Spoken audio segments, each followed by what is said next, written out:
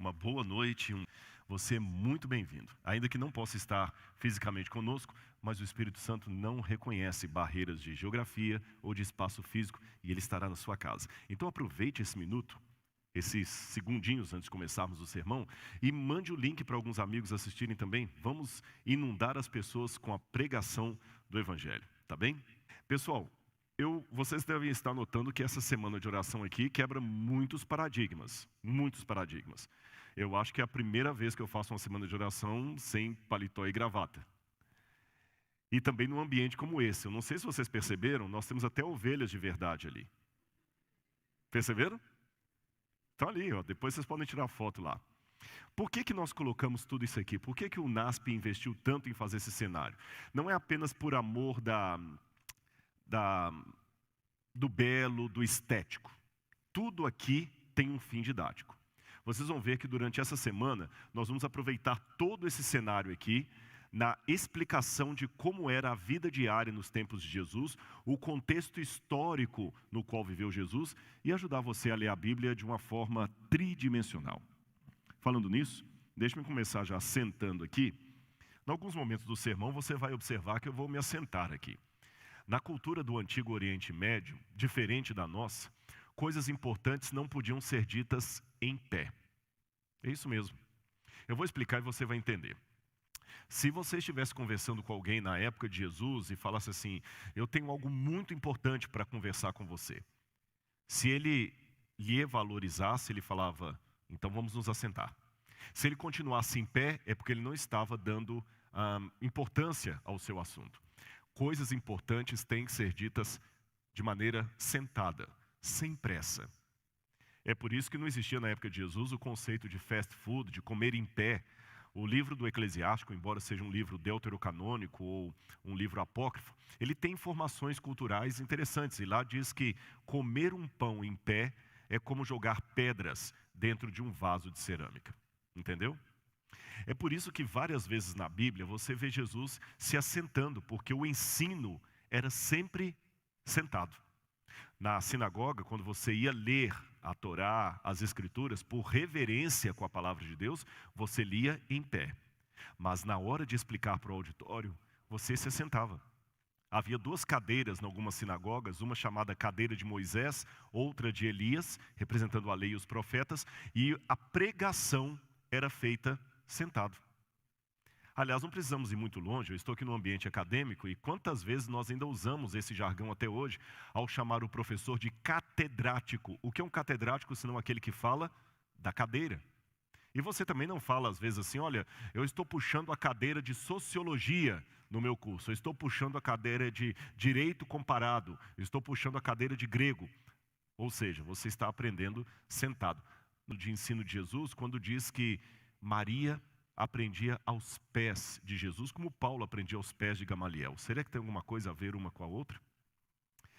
E outro exemplo que eu posso dar, muito bom disso, Jesus, certa vez, diz o Evangelho de Mateus, capítulo 5, subiu ao monte ao ver as multidões.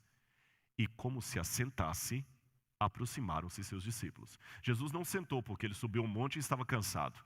Ele sentou porque ele queria ensinar. Por isso que o texto continua. E como se assentasse, aproximaram-se seus discípulos e ele passou a ensiná-los, dizendo. Muito bem, por isso que eu estou sentado aqui. Não é nenhuma falta de reverência para com a palavra de Deus ou com a igreja. Algumas vezes eu vou falar em pé aqui, nós vamos andar nesse cenário, porque tudo aqui, como eu falei, tem uma razão didática, mais do que meramente estética. Mas eu quero também falar de algumas formas, de alguns momentos eu quero falar sentado assim, de coração a coração. Mas antes disso eu quero fazer alguns agradecimentos e também dar algumas orientações para você. Vamos aos agradecimentos? Correndo o risco de não citar alguém, mas eu vou citar aqui por grupos. Eu quero agradecer muito à direção da UNASP, do UNASP, a gente fala às vezes da UNASP, que permitiu fazer essa semana de oração aqui e copiaram tudo que a gente pediu. Vou contar um segredinho para vocês. O cenário que está aqui veio de uma fotografia que eu trouxe da Universidade de Harvard. No Museu de Arqueologia de Harvard, eles montaram na entrada do museu uma casa como esta que imita uma casa judaica do tempo bíblico. E eu mostrei apenas a fotografia e eles fizeram uma 90% semelhante. Só não está 100% porque na casa de Harvard tem uns outros detalhes aqui à frente que eles não puseram para facilitar aqui a explanação, e o piso é diferente. O resto, pode comparar depois lá no meu Instagram, você vai ver a de Harvard e a do UNASP. Eu quero agradecer então à direção da escola que permitiu esse desejo que eu queria para a semana, sem nenhum questionamento. Quero agradecer a Gláucia e a equipe dela que montaram isso aqui, o Silas da macenaria e também a equipe da Lelê, nossa querida Letícia, professora Letícia, a gente chama de Lelê, que também ajudou com todos os outros detalhes aí. Tem muitos outros nomes aqui que eu poderia ficar citando como aquelas genealogias do tempo da Bíblia. Não vou fazer isso, mas todos sintam aqui muito agradecidos por mim nesse momento. E o recado que eu queria dar, eu falei os agradecimentos. O recado é o seguinte, eu vou pedir ao pessoal da sonoplastia se podem colocar um QR Code especial aí na tela para você de casa. Esse QR Code que eles vão colocar aí é que nós estamos abrindo uma página do Museu de Arqueologia Bíblica da UNASP. Então, se você colocar o seu celular aí no QR Code, você vai poder cair direto nessa página. E por que eu estou falando do museu? Porque essa semana de oração aqui é uma extensão do MAB. O MAB é como carinhosamente nós chamamos o Museu de Arqueologia Bíblica. Já está aparecendo lá? Não? Só me dê um sinal aqui quando o QR Code estiver pronto, tá bom? E o museu ele não está aqui apenas para guardar coisas velhas. Aliás, eu vou falar com vocês que até quem está aqui no UNASP não sabe a riqueza do Museu de Arqueologia que nós temos.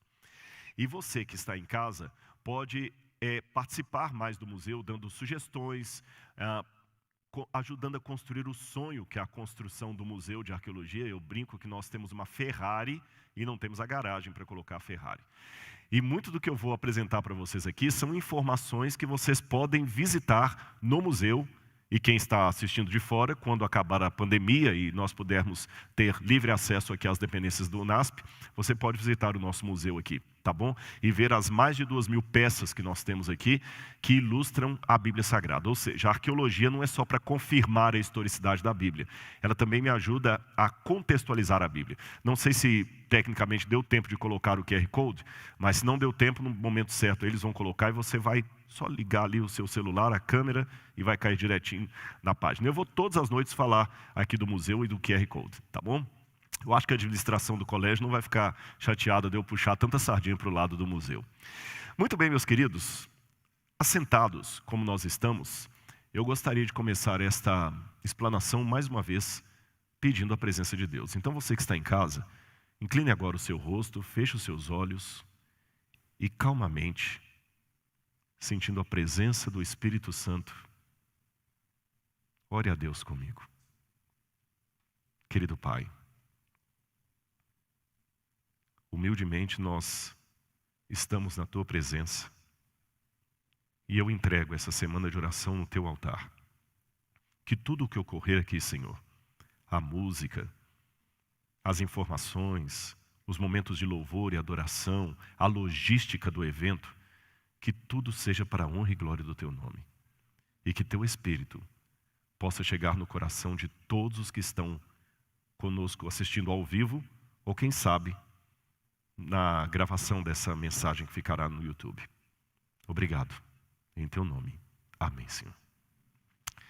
Muito bem. Vamos falar então hoje um pouco sobre o mundo que recebeu a Cristo. Como era esse mundo que recebeu Jesus? E eu quero convidar você já de cara a ler uma passagem da Bíblia.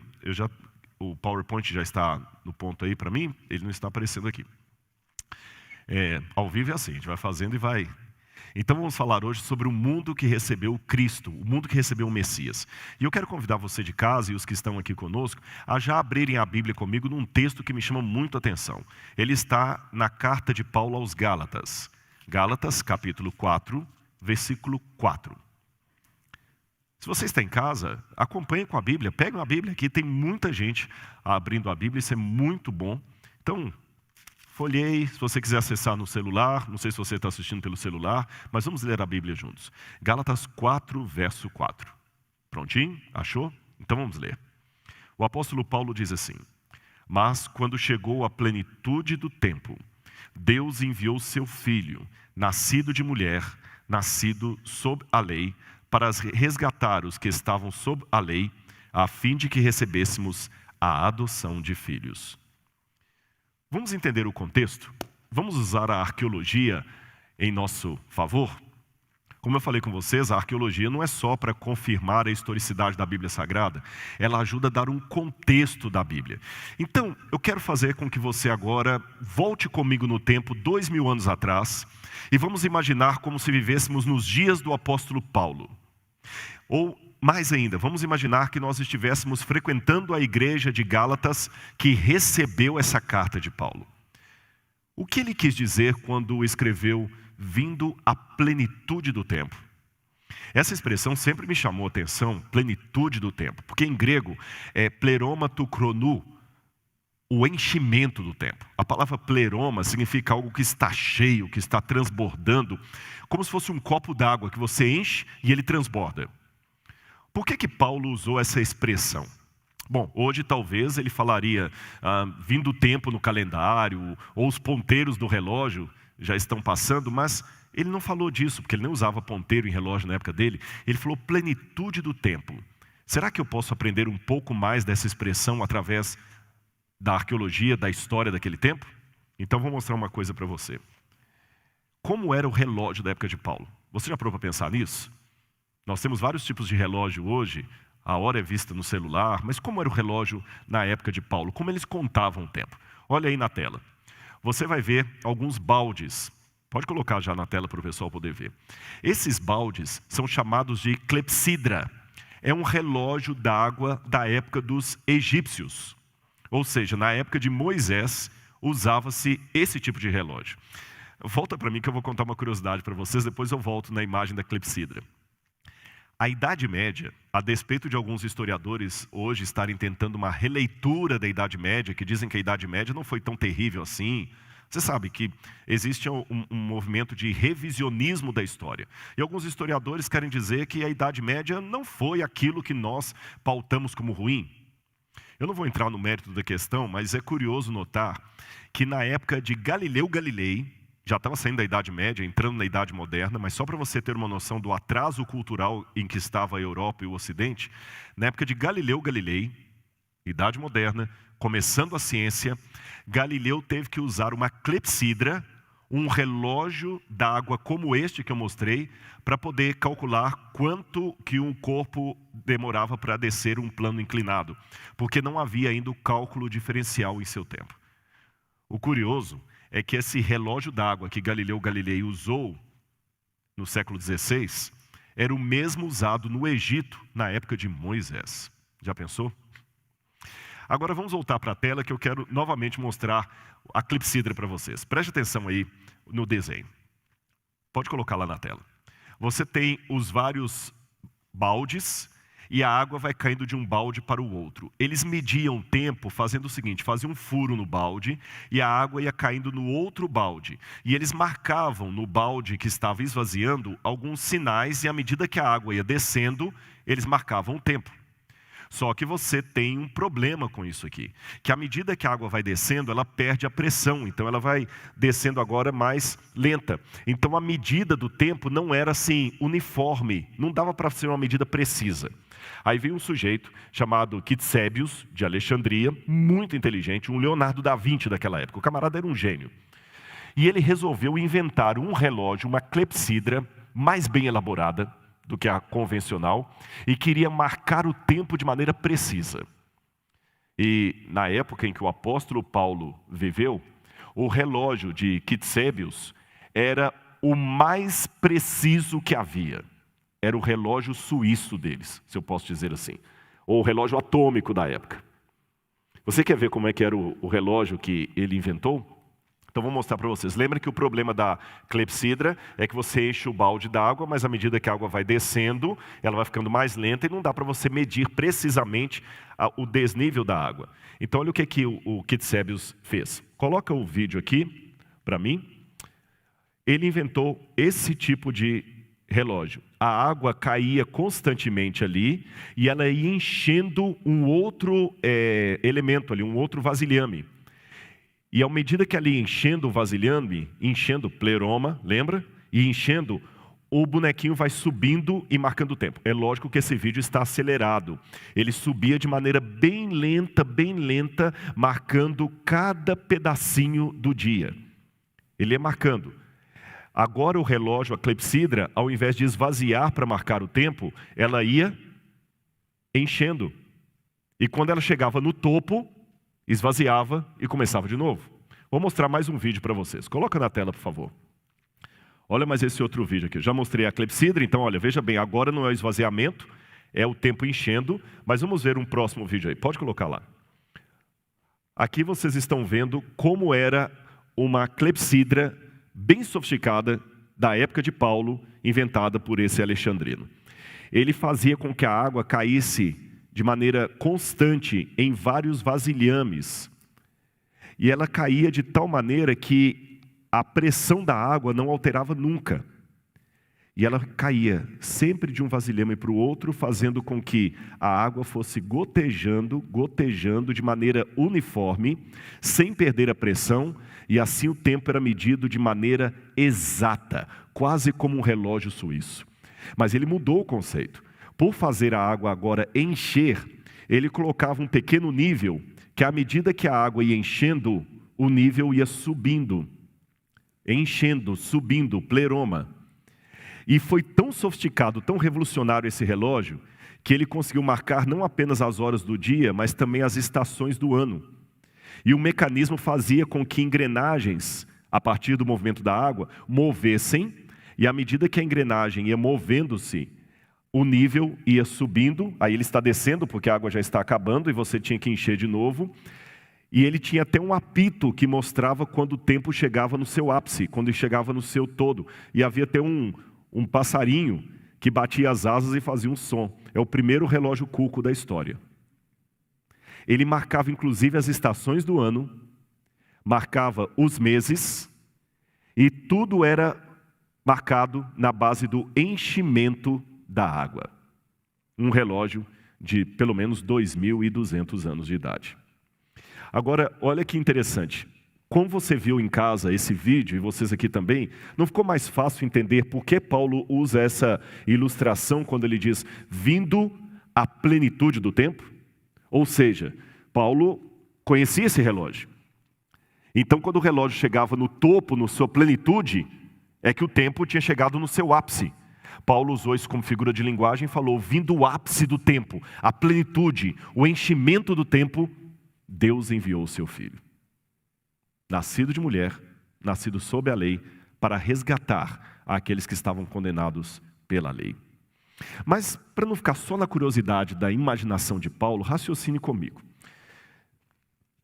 Se Paulo pegou um relógio da época, e você morando em Gálatas, na Galácia, você ia entender isso aqui, a comparação de Paulo. Você ia pensar, bom, mas quando o relógio chega no ápice, é porque o tempo estava no momento exato. Lembra, uma das características desse relógio d'água que eu mostrei para vocês era a precisão do tempo. Isto demonstra, então, que Deus também, na visão de Paulo, tinha um relógio. E na precisão do tempo de Deus, o Messias veio. Agora, saindo da ilustração de Paulo para a realidade, será que nós temos eventos no entorno do nascimento de Jesus que mostram que realmente o tempo tinha chegado no seu ápice? Eu pergunto isso porque nós estamos vivendo momentos solenes da história deste mundo e mesmo que nós não saibamos o dia e a hora da volta de Jesus, nós podemos analisar os sinais dos tempos e verificar se não há algo muito extraordinário a acontecer no futuro breve do mundo. Eu quero mostrar para vocês um pouquinho sobre o Império Romano. Como é que era o mundo quando Jesus nasceu? Hoje nós temos aí uma expectativa de muitas coisas mundiais que estão acontecendo, o 5G, o reset, a mudança na economia mundial, agora já se fala em criptomoedas, o dinheiro agora não é mais lastreado só pelo Tesouro Nacional, você tem moeda virtual. O mundo está passando por uma revolução tão grande que as gerações agora estão mudando muito rápido. Você sabe que um rapaz de 22 anos é um velho para uma criança de 11 anos. Ele já é um idoso, já é outra geração. As coisas estão mudando muito rápidas. Aliás, uma coisa que eu fico feliz é quando Alguém mais jovem do que eu não sabe muito bem algum detalhe do YouTube. A glória para mim é quando eu ensino alguma coisa de um Instagram para alguém mais novo. Por que eu falo? Você vê que você não está tão ultrapassado assim. E você percebe que até os mais novos não conseguem acompanhar a tecnologia. Na época que Jesus apareceu no mundo, o que estava expandindo era o Império Romano. Pode colocar aí na tela. O Império Romano ele foi dominando o mundo e o mundo agora estava, de fato, se tornando globalizado. Roma foi dominando aos poucos, aí você tem um mapa com vários pedaços que Roma foi dominando aos poucos, e você tem, quando ela dominou na época do início, lá 700 anos antes de Cristo, até chegar à época de dominar o que os romanos chamavam de Síria-Palestina, ou a região que nós conhecemos como Israel. E quando Pompeu chegou e tomou a cidade de Jerusalém, tomou a região dos judeus. Mas Roma tinha uma forma interessante de administrar os povos que ela conquistava. Ela os tornava como reis clientes. Ela permitia que esses povos tivessem a sua religião local, a sua cultura local, e ainda que os povos tivessem um rei local.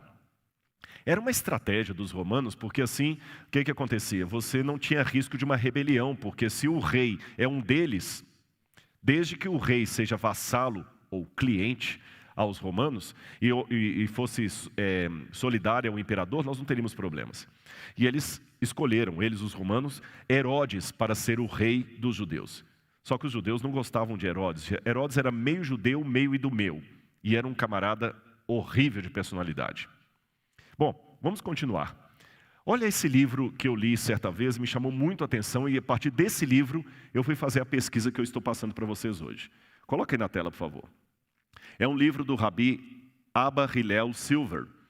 Ele escreveu um livro sobre a história da especulação messiânica em Israel. E ele diz o seguinte: o aumento da fé messiânica não era uma intensificação de esperança resultante da perseguição de Roma, mas sim da prevalecente crença induzida pela cronologia popular daquele tempo da vinda do Messias.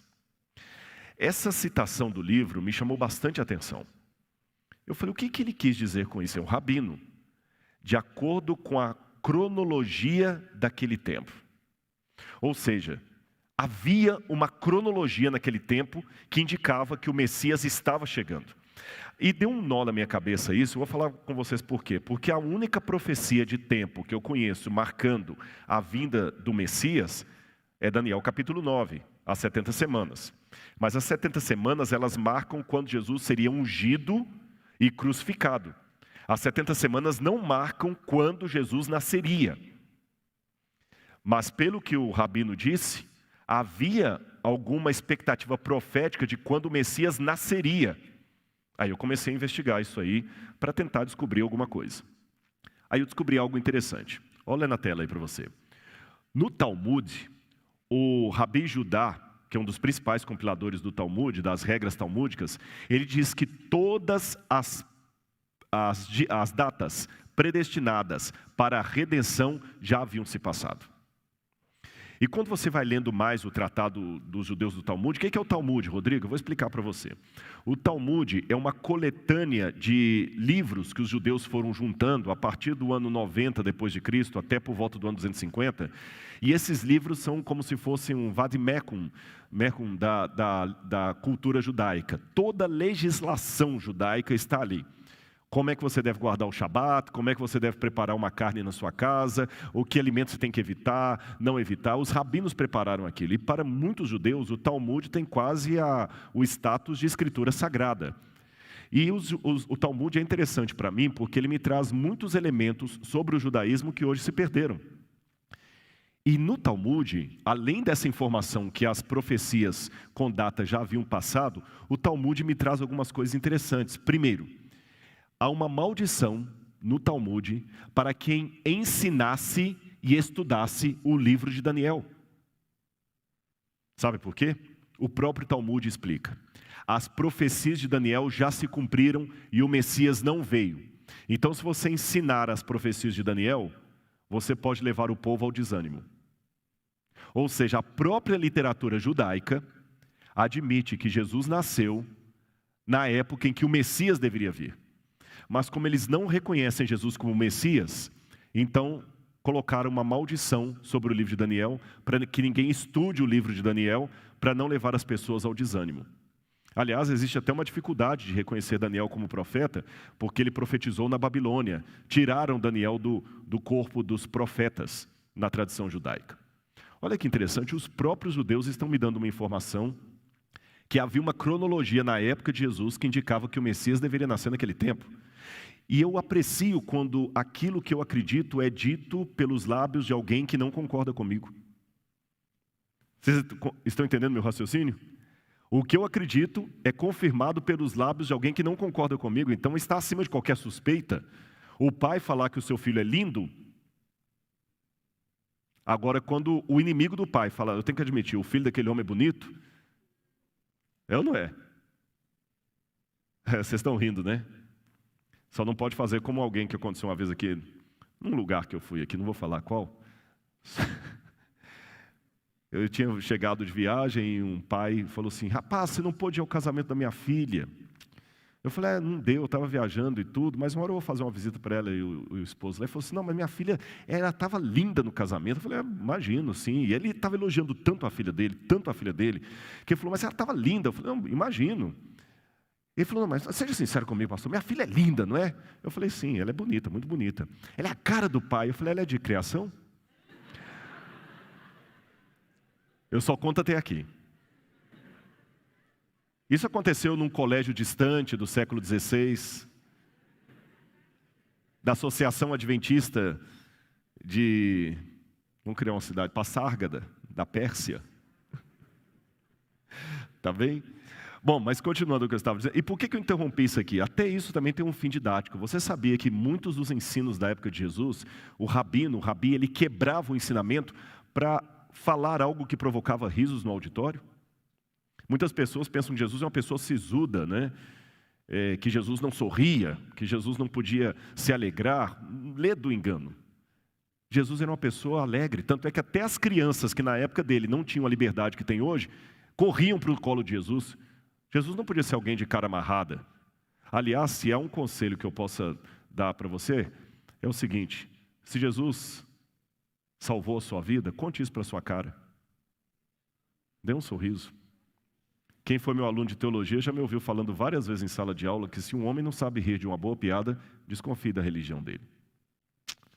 Mas não é apenas uma questão de contar a última do papagaio ou fazer do púlpito um stand-up. Cuidado. Há uma diferença entre o cachorro abanar a cauda e a cauda abanar o cachorro. O humor, ele tem um motivo para estar didático, não é apenas ficar contando piadinha aqui. Não é stand-up, é homilética. Cuidado com isso, aqui é só um puxãozinho de orelha, porque tem alguns sermões também que às vezes só fica fazendo o auditório rir, mas é a palavra. E para eu não incorrer nesse erro, vamos voltar à palavra.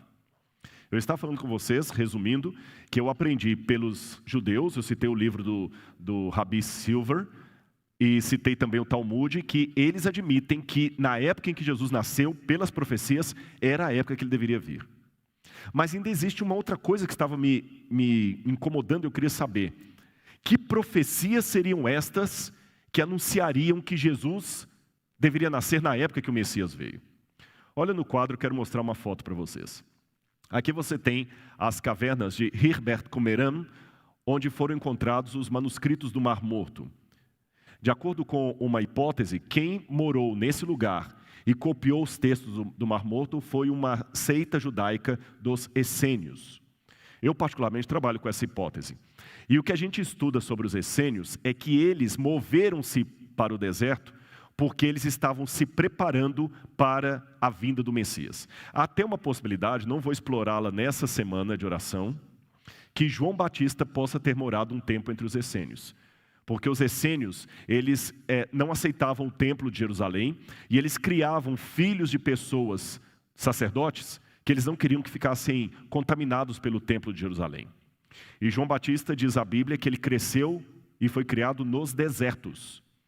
E a comunidade dos essênios criava muitos filhos de sacerdotes. Talvez João Batista esteve ali, e a pregação de João Batista é muito parecida com aquela que eu encontro nos manuscritos do Mar Morto. Eles dizem, por exemplo, quando alguém perguntava, o que vocês são? Eles diziam que eram do segmento da Yahad, aqueles que buscam a justiça, Yahad, o caminho correto. E se vocês buscam a Yahad, mas quem vocês são? Nós somos a voz que clama no deserto, preparai o caminho do Senhor, citando o profeta. E João Batista, quando começa a pregação dele, ele também fala a mesma coisa, que ele era a voz que clama no deserto. Os essênios gostavam de alimentar-se de mel silvestre e alfarroba, que era chamado o gafanhoto da época. E João Batista comia o gafanhoto, que para mim também era da alfarroba, aquela mesma do Cevisa, aquele chocolate, não era um inseto não. Agora, tudo indica que João Batista depois rompeu com a seita dos essênios e foi anunciar a vinda do verdadeiro Messias, que era Jesus.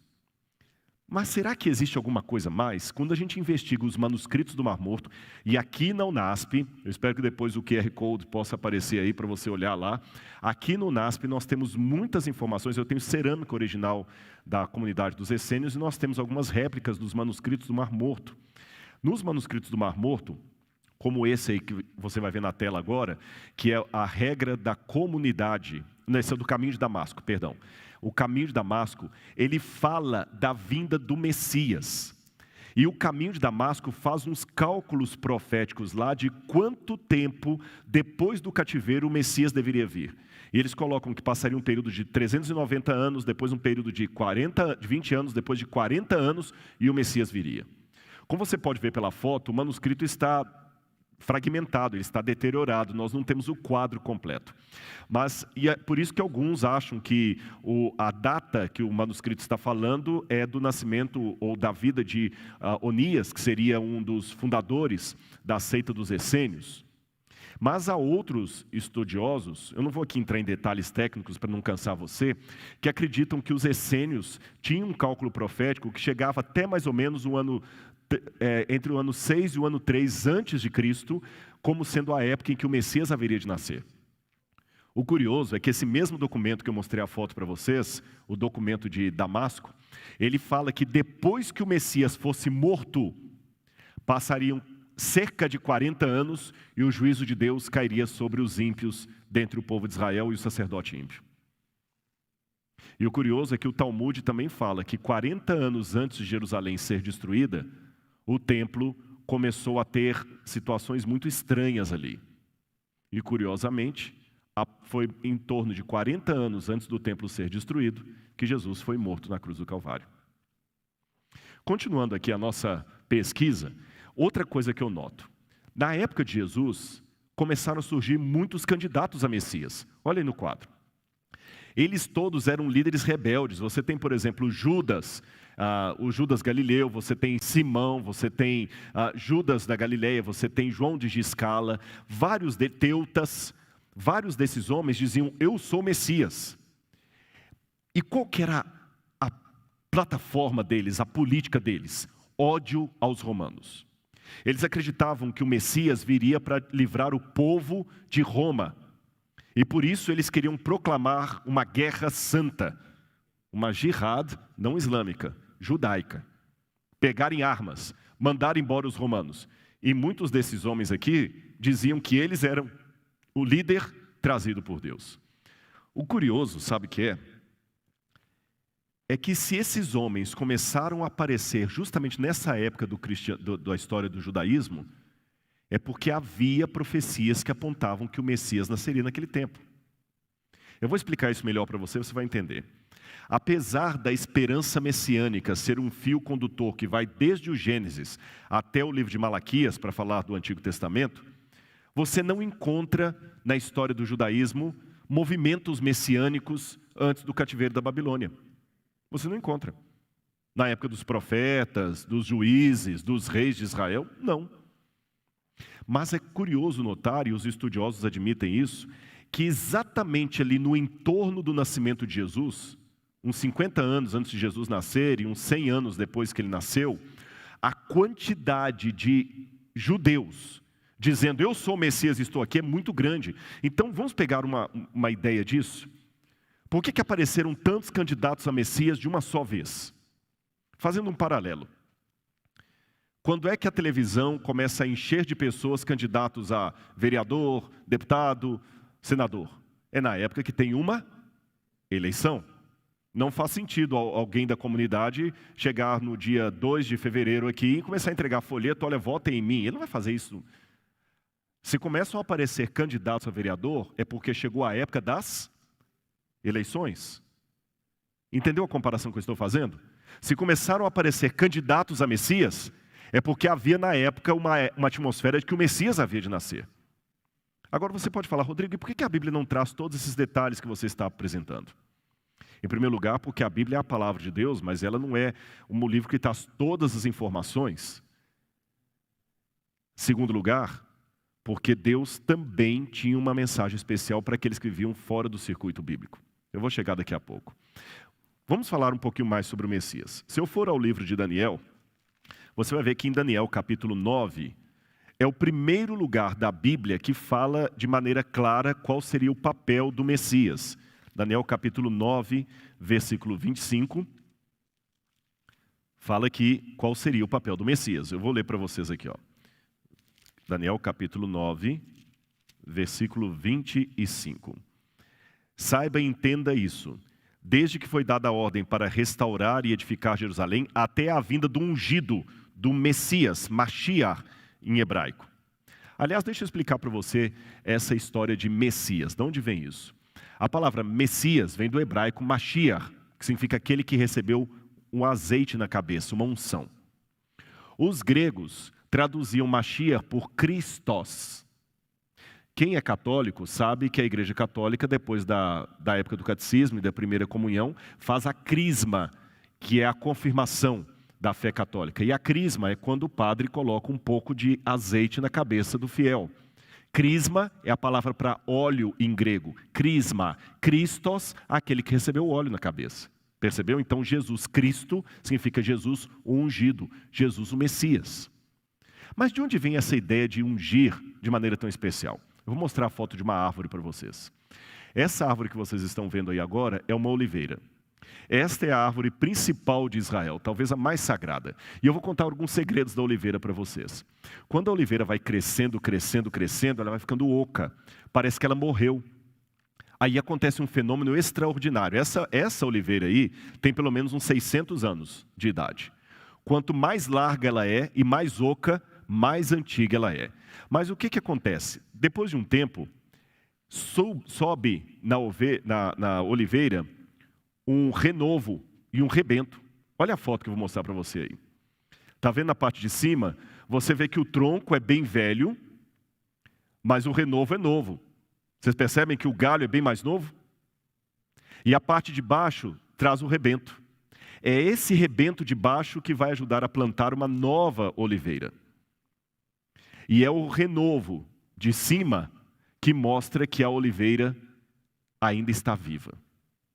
Por isso, os judeus tinham a ideia o seguinte: a oliveira é o símbolo de Israel. Uma árvore que, quando você olha para ela, parece que ela está morta, oca, velha, pronta para ser jogada na fogueira. Aí, o poder de Deus faz subir um renovo, aquele ramo novinho no meio dela. Volta a imagem e você vai ver que bonito.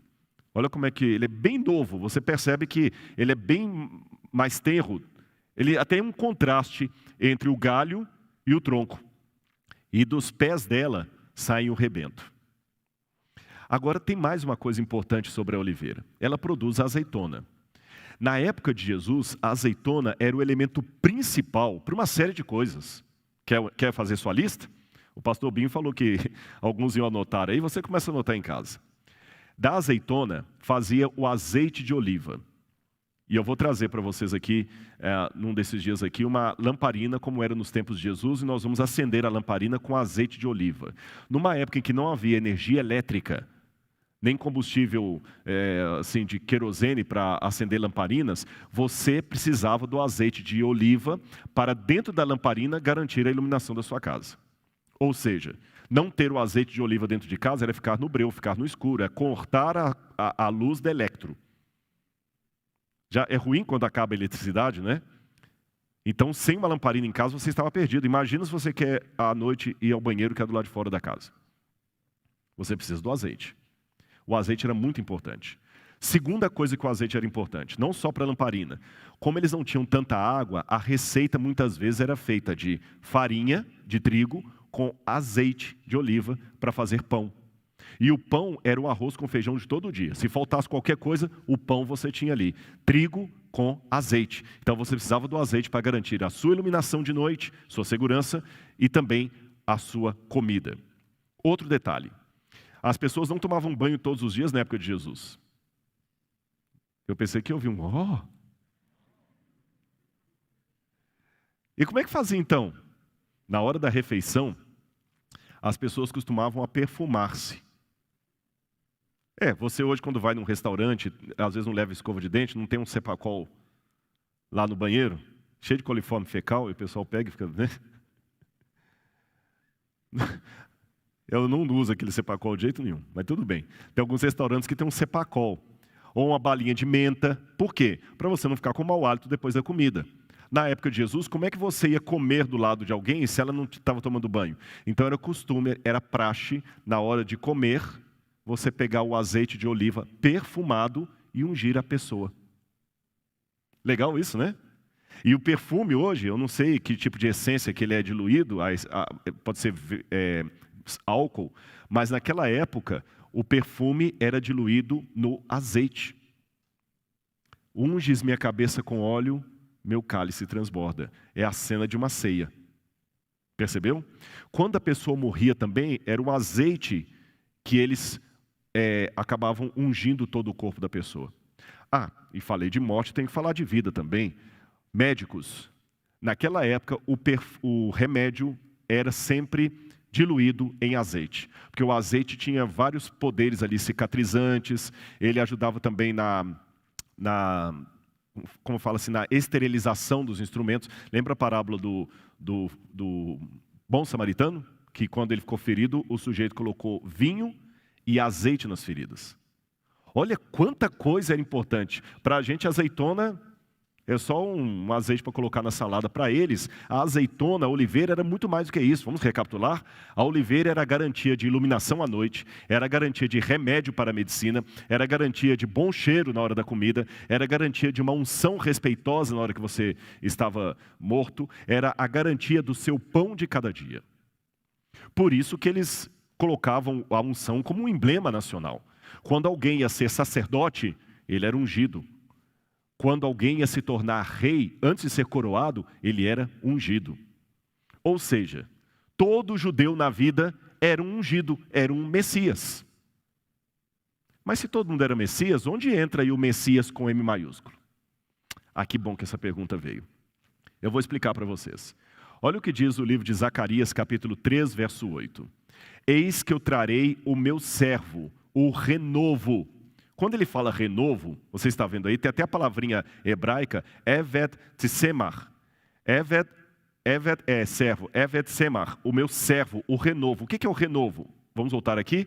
O renovo é justamente aquele galho que eu falei com vocês.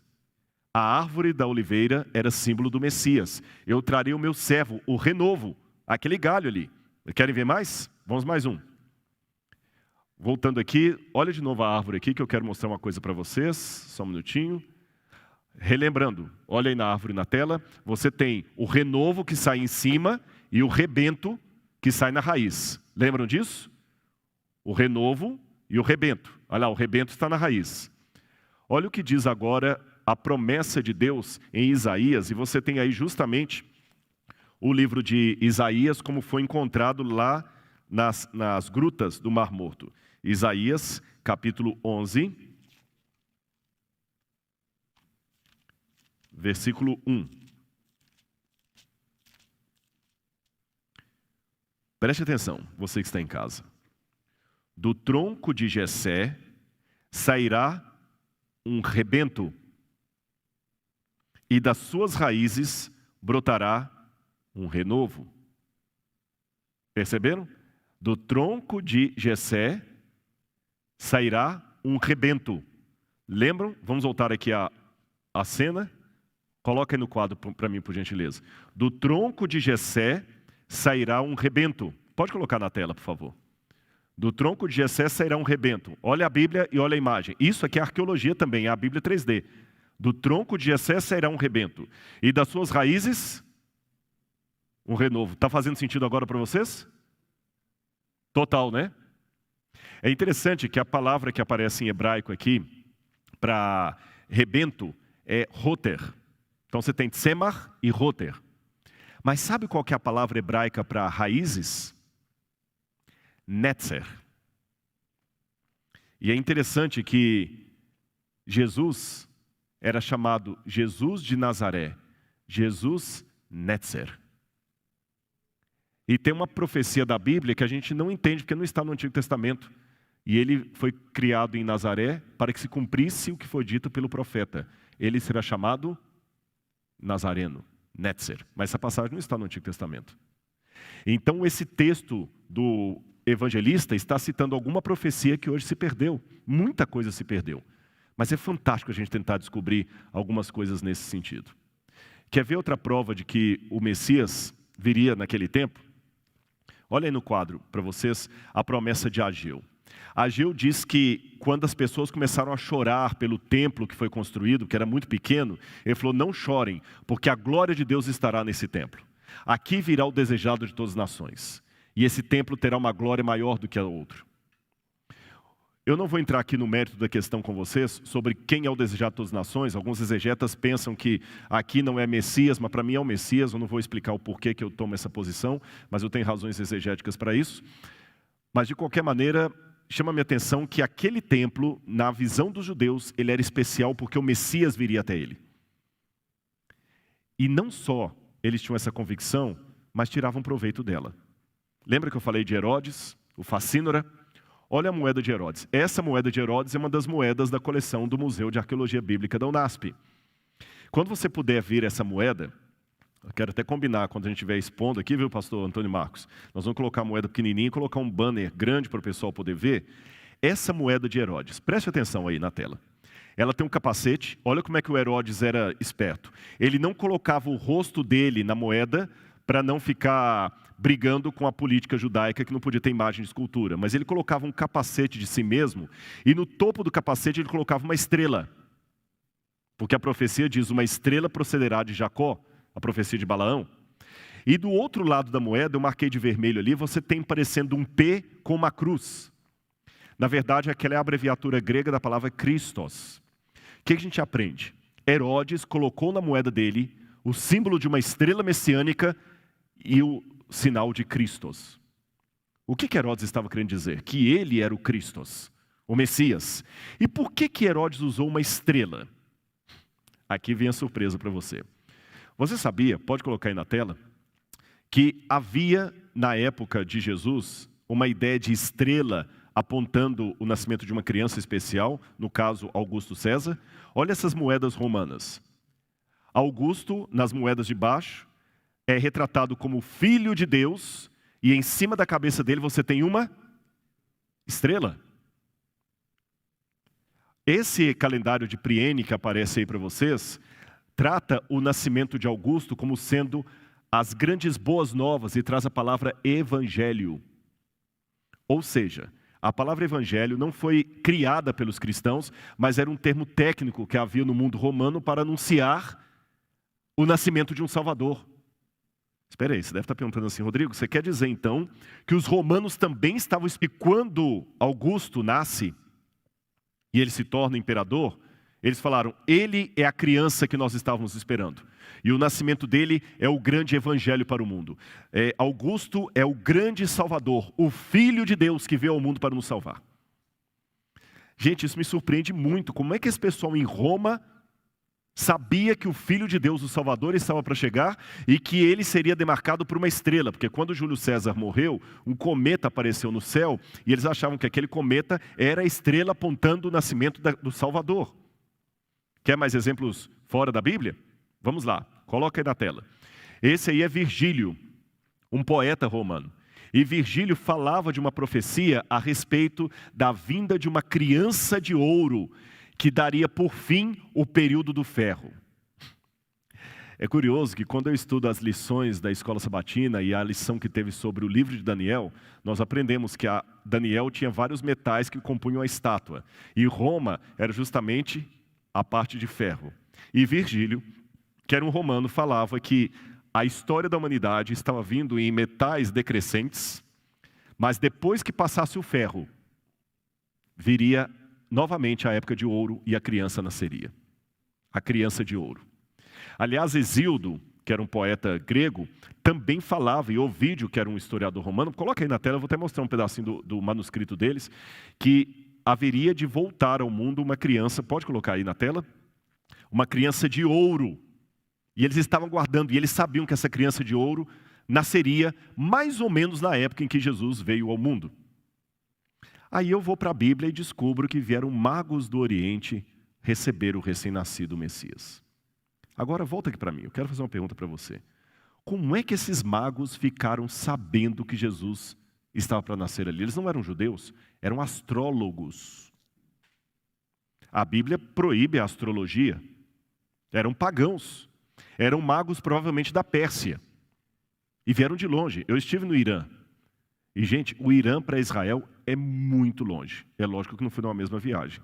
Senão não entraria num país ou no outro. Mas é muito longe. E era um país riquíssimo. Eles vieram atravessando lá os Montes Urais, eles gastaram meses nessa viagem. Por que esses magos vieram? E como eles ficaram sabendo que o Messias estava chegando? Lembre, a profecia de Daniel capítulo 9 não aponta para o nascimento de Jesus.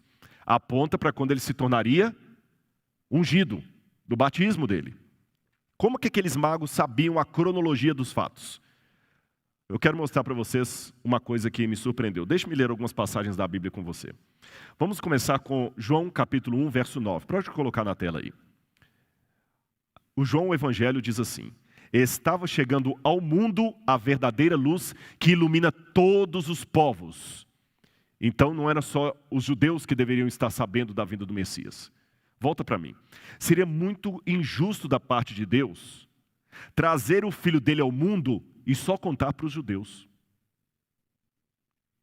Eu não vou entrar no mérito da questão, existe um debate na missiologia sobre como é que nós devemos entender a salvação daqueles povos que não tiveram contato com o Evangelho. Alguns seguem uma escola inclusivista, achando que todo o caminho leva a Deus. Outros exclusivistas, é só o cristianismo. Na minha opinião, eu sou radical em dizer que a única salvação é através de Jesus, eu não abro mão disso. Mas eu acredito que Deus se revelou a outros povos de uma maneira que eles possam compreender. A salvação é única e exclusivamente acerca de Jesus. Mas a misericórdia de Deus tem que atingir aquele que não teve o conhecimento teológico sobre Jesus. É o que o João está falando. Vamos voltar para a tela. A luz que ilumina todos os homens. João 10,16 continua dizendo, Jesus falando: tenho outras ovelhas que não são desse aprisco. É necessário que eu as conduza também. Elas ouvirão a minha voz e haverá um só rebanho e um só pastor. E esse texto, para mim, de Amós, é um dos mais lindos. Povo de Israel, diz o Senhor, eu amo o povo da Etiópia tanto quanto amo vocês. Assim como eu trouxe vocês do Egito, eu também trouxe os filisteus da ilha de Creta e os arameus da terra de Quir. Irmãos, esse texto para mim é um tapa na cara do orgulho religioso. Eu sou um adventista do sétimo dia, convicto da minha fé. Por isso eu sou adventista e não testemunho de Jeová, mórmon ou presbiteriano. Eu sei porque eu sou adventista. Mas eu não tenho medo de afirmar que a igreja de Deus é maior do que a igreja adventista. Porque ela é feita dos sinceros que estão aqui concordando comigo, e com a multidão de sinceros maior do que a que está aqui, que discordam de mim, mas são sinceros a Deus. Estão aí fora. É por isso que você que está me assistindo hoje, mesmo que você não seja adventista, você é meu irmão. Eu não posso discriminar você. A minha convicção religiosa não pode me obliterar de deixar Deus ser Deus e o Espírito soprar onde Ele quer. Esse texto de Amós é muito concludente. A gente só pensa em Deus agindo em Israel.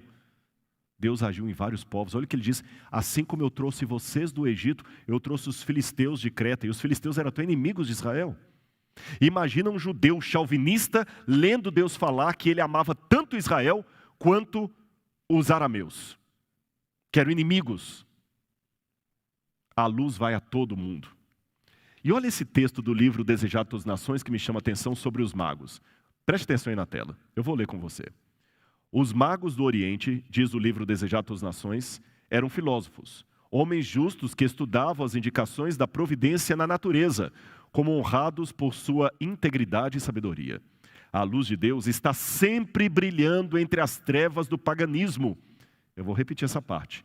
A luz de Deus está sempre brilhando entre as trevas do paganismo. Volta para mim. Um comentário aqui. Pregar o evangelho, como eu estou fazendo agora para você em casa, é um dever e um privilégio, mas não pode ser uma soberba intelectual. Deus não depende de mim para terminar a obra dele. Ele me dá o privilégio de participar de algo que ele não precisaria da minha ajuda. Então, toda vez que você pregar o evangelho, lembre que Deus não precisa de advogados, ele precisa de testemunhas.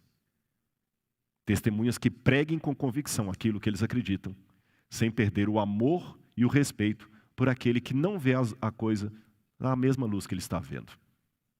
Deus não deixou de brilhar a luz no paganismo, nas trevas.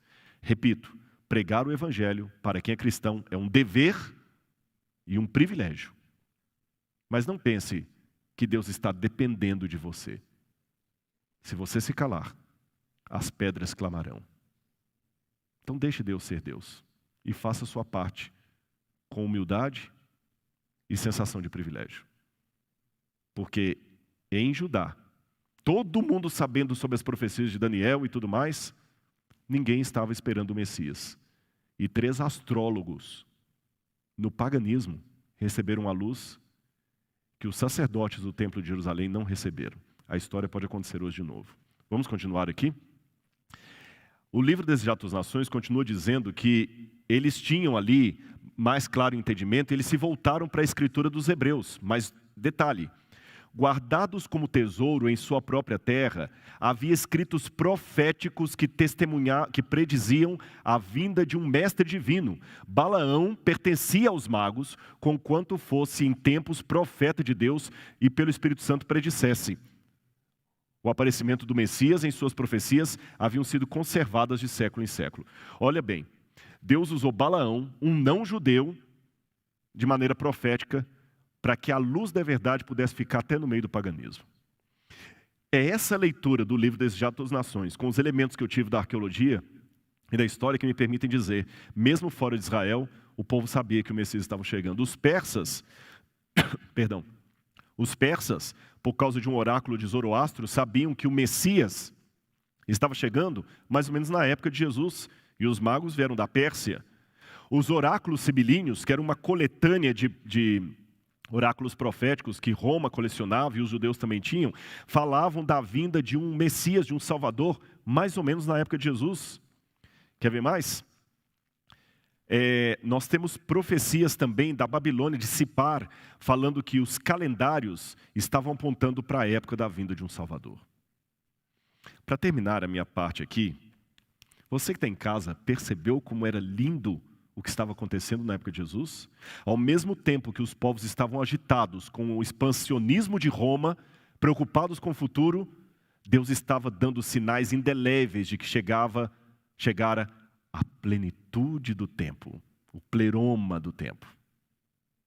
Mas que pena, com tantos indícios, apenas uns poucos perceberam e se alegraram.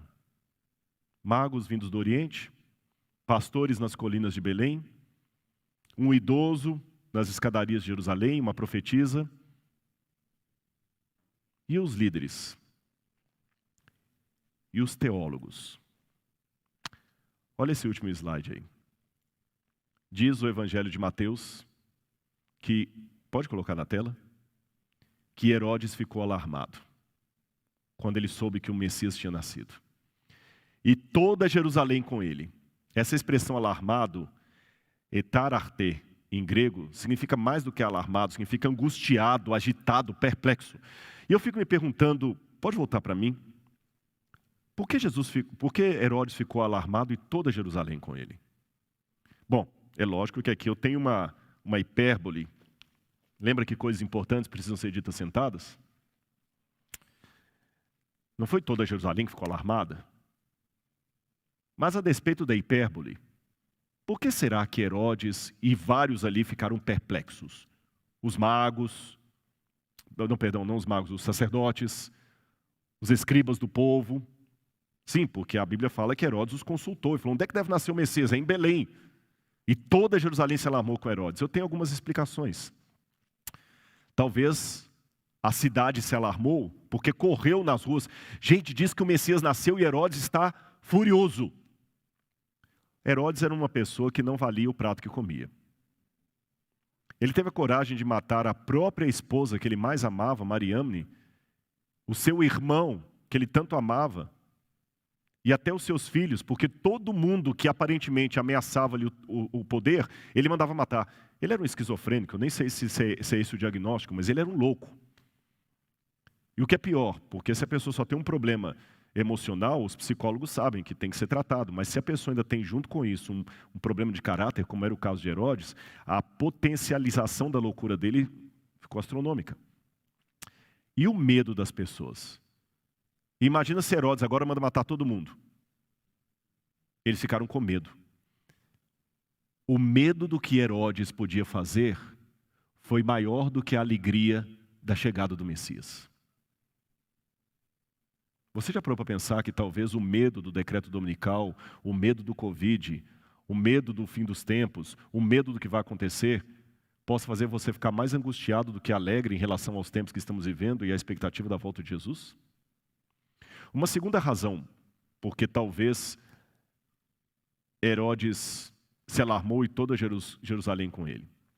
Quando Simeão pega Jesus nas escadarias do templo, ele fala com Maria assim: essa criança será um sinal de contradição. Porque alguns serão salvos por ela e outros vão se perder. Uns entrarão no reino, outros no lago de fogo e enxofre. O evangelho é um sinal de contradição. Por isso eu posso falar para você que está me assistindo de casa, que a volta de Jesus é uma boa e uma má notícia. A boa notícia é que ele vai voltar. E a má notícia, se você não estiver preparado, ele vai voltar. Terceira razão, talvez eles não se alegraram com a vinda do Messias por causa da profecia antiga. A profecia dizia: o cetro não se arredará de Judá, nem o bordão, até que venha Siló, ou Messias, e todos se submetam a ele. Aqui eu vou para a última parte, para fazer uma pergunta para você que está em casa.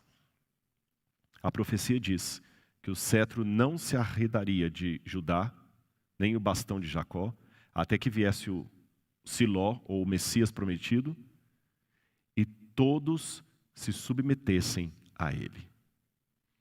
Esse era o problema da Jerusalém, daquela época de Herodes. Eles não queriam se submeter ao mestre.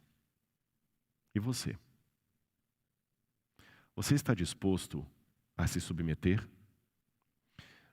Eu queria que o Ronaldo Fagundes viesse aqui à frente, ele vai cantar uma música toda especial sobre a graça.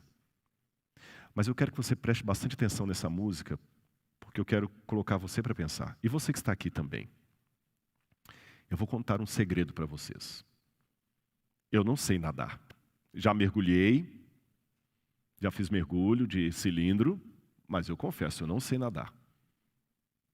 Mesmo não sabendo nadar, eu aprendi uma coisa que é muito valiosa: não atrapalhar o bombeiro que vier me socorrer. Eu sei que se eu estiver na água, desesperado, faltando fôlego, dando braçadas e não sentindo o chão debaixo do meu pé, a hora que o bombeiro vier me tirar dali, ou salva-vidas, a tendência é me debater mais ainda e acabar levando junto comigo para as profundezas. Para ser salvo pelo bombeiro ou pelo salva-vidas, eu tenho que me submeter. Eu tenho que parar de me debater, vencer o pânico, relaxar e facilitar o trabalho dele me tirar da água. Qual que é o seu papel na salvação? Não atrapalhar o papel de Deus. O problema é que muita gente, talvez que está me ouvindo hoje, Luta para não se submeter. Você tem experiência demais, você tem mestrado, tem doutorado, tem dinheiro, tem capacidade cognitiva, é um atleta, é um rosto lindo da internet. Se você não se submeter, você não vai ver o Messias como um salvador, e sim como um concorrente, e vai ficar alarmado como Herodes. Assim como na época de Jesus, o mundo inteiro está dando sinais de que o Messias vai voltar, mesmo fora do corpo do povo de Deus. Isso ficou claro, Ronaldo, eu espero, né? Ou seja, nós falamos aqui de fragmentos de história. Eu não tenho o quadro completo das profecias que os magos estudaram, mas eu tenho indícios que eles sabiam que alguém especial estava nascendo naquela época, tanto é que pensaram que era Augusto. Hoje também, muitas pessoas que não conhecem a Bíblia Sagrada já estão sendo alertadas de que o fim do mundo está chegando e Jesus está voltando. Há muçulmanos que vivem na janela 1040, que estão tendo sonhos com um homem de branco chamado Issa, que é Jesus em árabe, e estão procurando igrejas cristãs, estão recebendo estudos bíblicos por sonhos. Estamos revivendo os tempos. Os indícios estão aí, assim como estavam no primeiro século, de que algo muito extraordinário está perto de acontecer. De que lado você estará? Dos pastores, dos magos, ou de Herodes e dos que se alarmaram com ele? Aceite a graça de Cristo e lembre-se, para ser salvo, você tem que se entregar, se submeter. Olha para mim aqui. Nós estamos começando a semana de oração. Oração, revivamento e louvor. Mas eu não quero falar apenas para os alunos que estão presentes aqui. Eu quero falar para eles e para você que está em casa. Aceite a graça de Cristo. Ela é um dom imerecido de Deus. Foi ela que me alcançou. Por isso que eu estou falando aqui para você. E eu peço licença a você que está em casa para me dirigir também ao auditório aqui. Eu sei que vocês, alunos, os que puderam vir, é lógico, por causa do distanciamento e tudo mais, talvez vieram cumprir algo do calendário da escola. Mas eu vou orar todos os dias para que o Espírito Santo não deixe você em paz, se você precisa tomar uma decisão ao lado de Cristo. Ele quer salvar você. Olha, você pode esquecer todos os nomes que eu usei, todas as datas, todas as informações, mas lembra disso. Deus está mais interessado em salvar você do que uma mãe de tirar um filho de uma casa pegando fogo. Não atrapalhe o trabalho dele. Graça. É de graça, mas não é barata. Vamos orar agora a esse Deus e pedir que a graça dele entre em nosso coração. Feche os seus olhos, você que está em casa, o auditório aqui também, nós vamos orar a Deus. Querido Pai, obrigado porque nós fizemos a primeira noite já. Amanhã teremos mais um encontro para falar da Tua Palavra e que o Senhor possa estar conosco sempre. Dá-nos a Tua graça, Senhor. Se tem alguém me ouvindo, presencialmente ou à distância, que precisa ser alcançado por Ti, ó Pai de amor, por favor, toca nesse coração. Esse coração duro que ainda está resistindo, que está cheio de senões e perguntas e fórmulas e teses e técnicas. Quebra tudo isso pelo Teu poder, Senhor. Quebra o coração de pedra com o Teu sorriso, Pai. A única coisa que a gente mais queria agora, Jesus, era ver o Teu sorriso. A gente queria ver o Teu sorriso, Senhor. Mas já que não podemos olhar com os olhos da carne, nós Te imaginamos com os olhos da fé. Abraça-nos, Deus. Do Teu abraço não precisamos de distanciamento. Abraça agora. Tem muita gente que precisa do Teu abraço agora, Senhor. Só não precisa falar nada, nada, nada. Só abraça. E faz com que essa irmã, irmão, sintam agora o Teu abraço. Em nome de Jesus. Amém, Senhor.